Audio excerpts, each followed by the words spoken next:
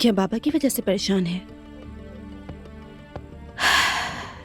नूर बेटा, मुझ पर दबाव मत डालो। मैंने कहा ना कुछ नहीं है। अम्मी प्लीज ऐसा कुछ भी करने का ना सोचें, क्योंकि आप जो कुछ भी करती हैं नुकसान आपका ही होता है। नूर, अच्छा यही होगा कि तुम जाकर सो जाओ। अल्लाह आप पर रहम करे।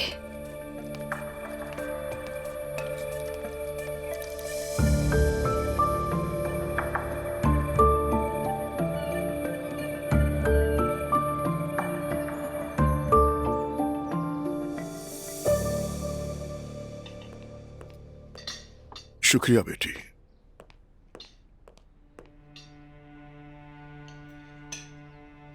रोज सुनो, नाश्ता खत्म करने के बाद क्या तुम हमारे साथ थोड़ी देर बैठोगी?